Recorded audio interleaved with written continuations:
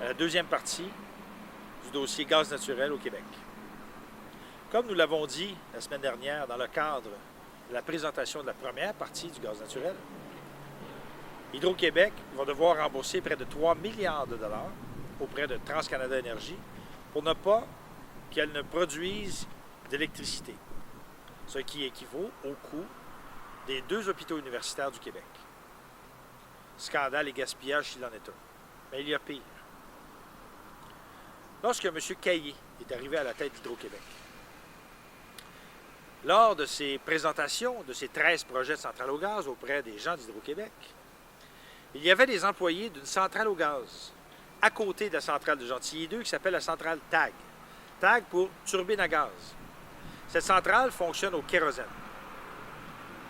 Cette centrale a été construite en 1993 au coût de 288 millions de dollars et ne sert que de 30 à 40 heures par année.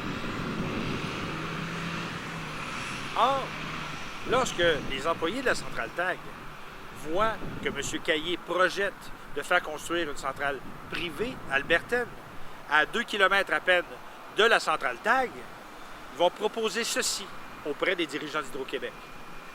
Pourquoi ne pas transformer la centrale TAG qui fonctionne au kérosène en une centrale qui pourrait fonctionner au gaz naturel? Donc ainsi, plutôt que d'en avoir une centrale qui ne fonctionne que de 30 à 40 heures par année, avoir une centrale qui va pouvoir produire de l'électricité à temps plein, de façon régulière, comme elle était déjà payée par le public. Ils vont faire une étude de faisabilité. Résultat de l'étude, pour avoir une centrale à peu près équivalente à celle de Bécancour, ça nous coûterait, selon les chiffres de 1999, 120 millions. Que va-t-il arriver au moment où vont arriver les audiences du Bureau d'audience publique en environnement sur la centrale de Bécancour? Les employés de la centrale TAG vont se faire interdire sous peine de congédiement,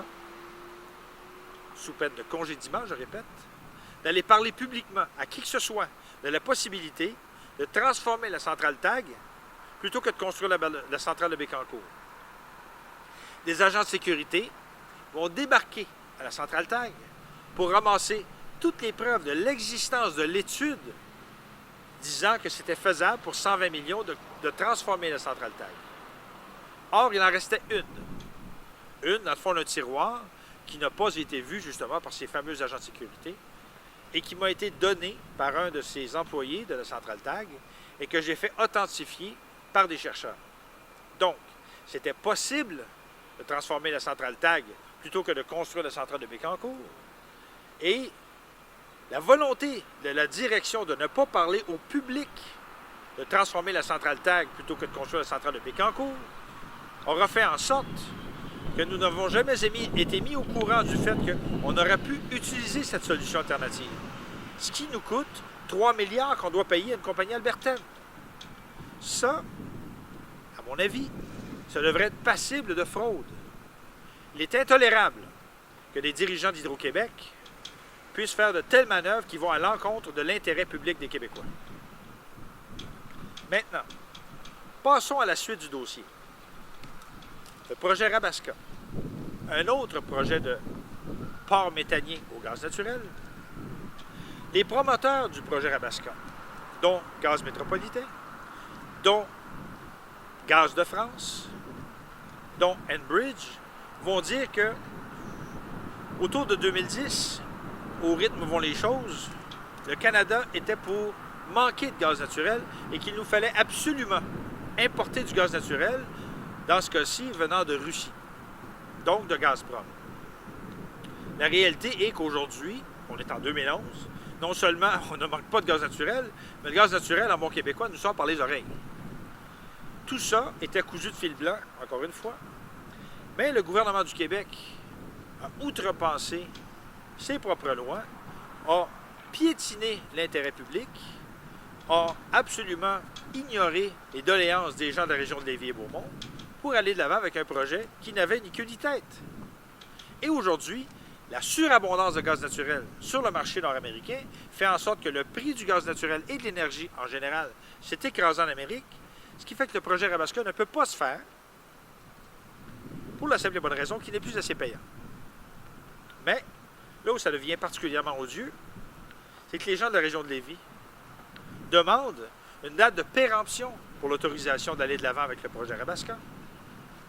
Ce que ne veut pas allouer le ministre de l'Environnement ou qui que ce soit du gouvernement du Québec. Et lorsqu'on a demandé aux gens de Gaz Métropolitain s'il n'était pas temps de mettre fin à cette sinistre mascarade, la présidente Sophie Brochu a dit non, non, nous gardons le cap. D'ici 2020, il est possible que nous allions de l'avant avec le projet de port méthanier de Arabasca. Donc, pendant des années, les gens qui restent dans la région de Lévis-Beaumont vont avoir cette épée de Damoclès au-dessus de leur tête, sans savoir si un jour, on va construire ou non le port méthanier de Arabasca. Mais maintenant, ce serait peut-être pour l'exportation de gaz naturel. Suite du dossier du gaz naturel, Hydro-Québec, Gaz et Pétrole, est fondé sous la direction d'André Caillé, où on va rapatrier les droits d'exploration et d'exploitation qui étaient chez la SOQIP, la Société québécoise d'initiative pétrolière, et où André Caillé va convaincre le gouvernement de Bernard Landry d'investir pour faire de la recherche et du développement pour trouver quels seraient les endroits où il y aurait du potentiel de développement d'exploitation des hydrocarbures. M. Landry, enthousiaste à l'idée d'aller de l'avant et de trouver une filière qui pourrait faire en sorte d'aider l'indépendance énergétique du Québec, même si d'un point de vue écologique, il y a de sérieuses questions à se poser, et enthousiasmait cette idée-là. Or, que se passe-t-il? Dans le cadre d'une émission Découverte de Radio-Canada du 11 janvier 2004, vous allez voir, si vous allez sur le site web, que Hydro-Québec a annoncé de façon très claire son intention d'exploiter les hydrocarbures, entre autres sur l'île d'Anticosti. Mais que se passe-t-il quelques mois plus tard? Jean Charest va ordonner le démantèlement d'Hydro-Québec Gaz et Pétrole afin que tous les droits d'exploration et d'exploitation puissent être cédés à des intérêts particuliers, des intérêts privés, dont la plupart sont étrangers. Ceci est en totale contradiction avec la légitimité qu'est allé chercher Jean Lesage en 1962 avec la nationalisation de l'électricité et de l'énergie en général via la SOQIP, mais aussi via l'élection de 62. Et donc, tout le processus d'investissement qui a été fait par Hydro-Québec Gaz et Pétrole, par le public, tout à coup, se retrouve en des mains privées. Ce geste est très grave. Il a été question récemment de 3 000 milliards de barils de pétrole sur l'île d'Anticosti. Or, lorsque nous avons demandé à Mme Normando, ancienne ministre des Ressources naturelles, de pouvoir voir quel est le contrat entre Hydro-Québec et Pétrolia, par exemple, on nous a refusé de le voir. Donc, ce qu'on nous dit, c'est quoi? C'est que vous ne pouvez pas savoir si vous, les Québécois, allez être capables de tirer parti économique de vos ressources naturelles. Ceci correspond à du vol. La filière du gaz naturel est pour moi et pour les gens de la LCN21 le plus bel exemple de dépossession du contrôle de notre énergie et de nos ressources naturelles qu'on peut avoir vu dans l'histoire du Québec. À commencer avec le scandale du gaz naturel de 1958 et ce que je peux qualifier de scandale du 21e siècle du gaz naturel sous Jean Charest, son gouvernement et ses complices. La semaine prochaine, la filière éolienne. Merci.